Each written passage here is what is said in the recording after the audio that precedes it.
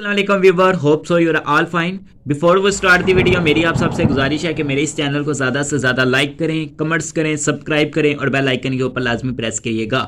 तो चलते हैं आज की इन्फॉर्मेटिव वीडियो की तरफ। तो आज की जो मेरी इन्फॉर्मेटिव वीडियो है वो होलोकॉस्ट पे है। क्या है होलोकॉस्ट?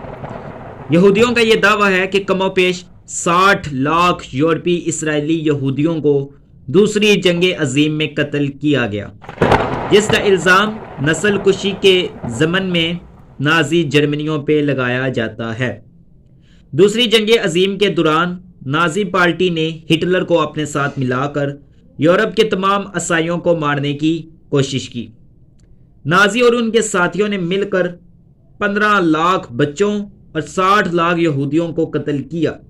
तारीख के इस खौफनाक दौर को होलोकॉस्ट कहा जाता है। होलोकॉस्ट का मतलब क्या है? जैविश होलोकॉस्ट का मतलब ये है कि बुरी तरह मार देना या ख़त्म कर देना की है, चाहे वो एटम के साथ हो, न्यूक्लियस के साथ हो या आग लगाकर जला देना हो। तकरीबन इसकी शुरुआत स्टार्टिंग हज़रत ईसा अलैहिस्सलाम के दुनिया के से जाने के बाद हुई। हुआ कुछ यूं कि यहूदी जो थे हज़रत ईसा अलैहिस्सलाम को अल्लाह का नबी मानते थे। उस वक्त दुनिया पे एक ही मज़हब था और वो यहूदी मज़हब था।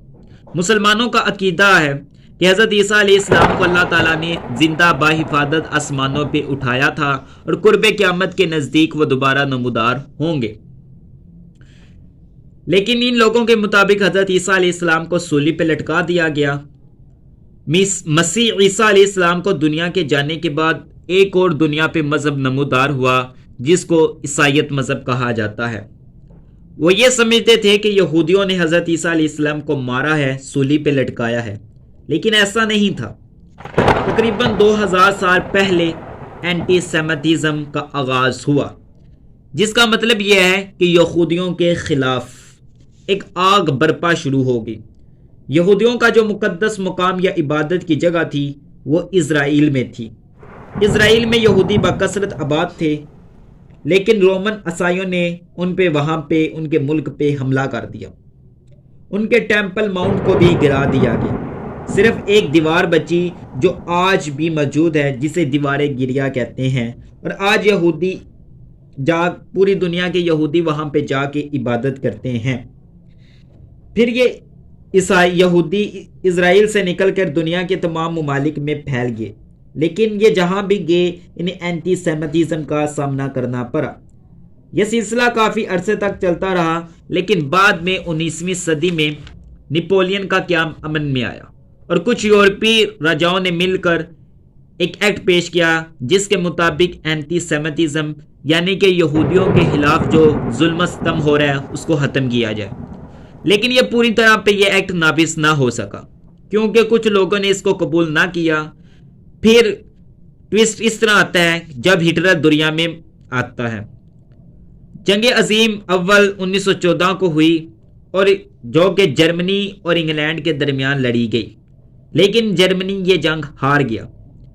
फिर यहूदियों और इंग्लैंड वालों के दरमियान एक डिक्लेरेशन मुआहदा तय पाया, जिसके मुताबिक अगर इंग्लैंड ये जंग जीत जाता है तो यहूदियों के लिए एक वतन बनाया जाए, क्योंकि यहूदियों का अपना कोई वतन नहीं था।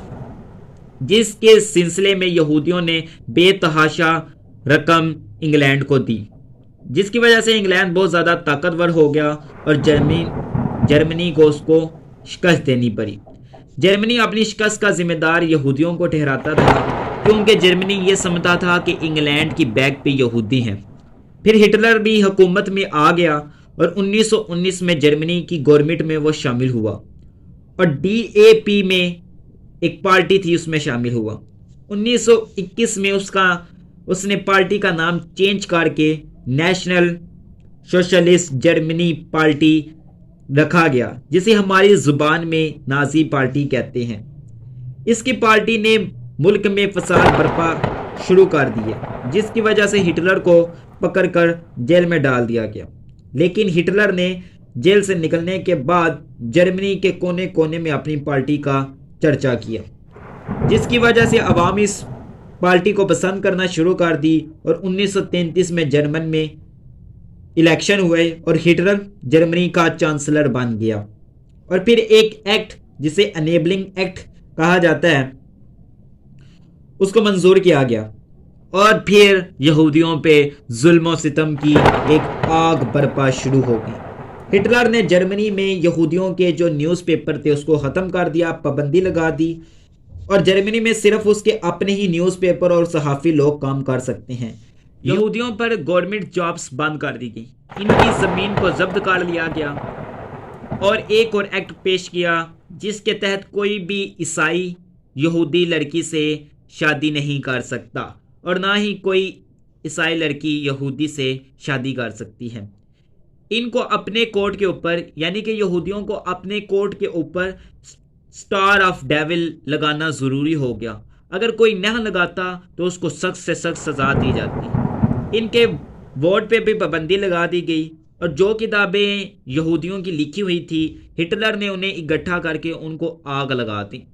عیسائی یہ سمجھتے تھے کہ یہودی ہمارے سب سے بڑے دشمن ہیں، اور ان لوگوں کو زندہ رہنے کی کوئی حق نہیں ہے، ان کو ختم کر دو۔ پھر آہستہ آہستہ عیسائیوں نے دوسرے ممالک پہ بھی قبضہ کرنا شروع کیا۔ پھر 1938 کو نائٹ آف بروکن گلاس کا سہانیہ ہوا، جس میں 100 یہودیوں کو مار دیا گیا، اور تقریباً 30,000 افراد کو بغیر کسی وجہ کے قیدی بنایا گیا، اور 200 افراد کو زندہ جلا دیا گیا، اور پھر ان کے پاسپورٹ پر جے کا نشان لگانا لازمی ہو گیا، جے ریپرزینٹ جیوش، تاکہ کوئی یہودی شہر چھوڑ کر بھاگ نہ جائے۔ ہٹلر نے ہنگری، نیدرلینڈ، آسٹریا، پولینڈ اور باقی تمام یورپی ممالک پہ قبضہ کرنا شروع کر دیا۔ صرف 3 سال پہ انہوں نے یورپی ممالک پہ قبضے کر دیے، اور ہر جگہ پہ کنسنٹریشن کیمپ بنا دیے گئے جہاں پہ یہودیوں کو لایا جاتا اور ان پہ ظلم و ستم کیا جاتا۔ تقریباً 3-4 قسم کی گروہ بندی کی گئی یہودیوں کے درمیان۔ کچھ یہودیوں کو نیبلنگ کیمپ پہ رکھا گیا، اور کچھ لوگوں کو گیس کیمپ پہ رکھا گیا، اور کچھ لوگوں کو انہوں نے ایز اے ورکر کے طور پہ رکھا۔ نیبلنگ کیمپ میں یہودیوں کو ان سے مزدوری کروائی جاتی، دن رات ان سے کام کروایا جاتا، لیکن انہیں بھوکا رکھا جاتا، اور وہ بھوک کی حالت میں اس دنیا سے چلے جاتے، کیونکہ نازی پارٹی یا عیسائیوں کا خیال یہ تھا کہ جتنے بھی یہودی ہیں، جپسی، روما، چیپس، اور جتنے بھی معذور لوگ اور جتنے بھی مجرم ہیں، انہیں زندہ رہنے کا کوئی حق نہیں ہے، کیونکہ نازی پارٹی ان کو سمجھتی تھی کہ یہ ہمارے سب سے برے دشمن ہیں۔ ہٹلر اس کو لاسٹ اور فائنل سلیوشن سمجھتا تھا۔ گیس چیمبر میں لوگوں کو لایا جاتا اور زہریلی گیس چھوڑ دی جاتی، جس کی وجہ سے یہ لوگ تڑپ تڑپ کے مر جاتے ہیں۔ یہ ان کے جوتے وغیرہ ہیں جو ان لوگوں کو گیس چیمبر میں ڈالا گیا، اور اسی طرح ان کی لاشیں بھی تھیں۔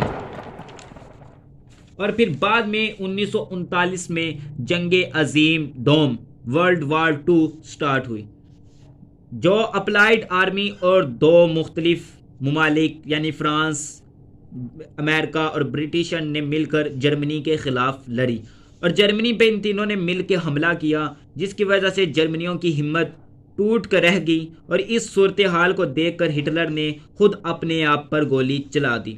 جنگ عظیم دوم جیتنے کے بعد امریکہ، فرانس اور برٹش نے مل کر یہودیوں کے لیے ایک علیحدہ وطن قائم کیا، اور 1948 میں اس کا قیام امن میں آیا۔ آج اس ملک کا نام اسرائیل ہے۔ تو ہوپ سو آپ کو یہ مختصر سی انفارمیشن جو کہ ہولوکاسٹ پہ تھی پسند آئی ہوگی۔ تو ملتے ہیں اگلی ویڈیو میں، تب کے لیے اللہ حافظ۔